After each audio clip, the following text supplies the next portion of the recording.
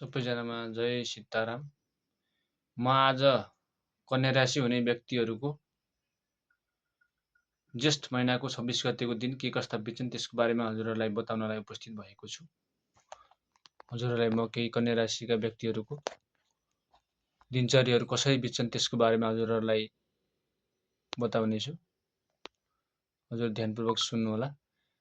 आजको दिन एकदम पराक्रम र बल बुद्धिको एकदम एक्टिभ भएको छ। हेर्नुहोस्, तपाईँहरूले आफूले सोचेका आँटेका कामहरू पुरा हुने स्थितिहरू आजको दिनमा निर्माण भएको छ। विभिन्न प्रकारका नयाँ नयाँ कार्यक्रमहरू घरमा सम्पन्न हुने खालको कुनै केही सम्पन्न हुने खालको स्थिति निर्माण भएको छ। हेर्नुहोस्, कार्य शुभारम्भ गरेर आफ्नो एकदम बल र बुद्धिले कामहरू समापन हुने खालको स्थिति निर्माण भएको छ। हेर्नुहोस्, आजको दिनमा हेर्नुहोस् कन्या राशि व्यक्तिहरूलाई र धेरै समयपछि पुराना साथीभाइसँग भेटघाट हुने खालको स्थितिहरू निर्माण भएको छ। कन्या राशि व्यक्तिहरूलाई यो हरेक कामहरूमा एकदम सावधानीपूर्वक आफ्नो कार्यमा एकदम लागि पर्दाखेरि कन्या राशि व्यक्तिहरूले आजको दिन एकदम शुभ दिन निर्माण भएको छ। हेर्नुहोस् आजको दिनमा। हस्त धन्यवाद।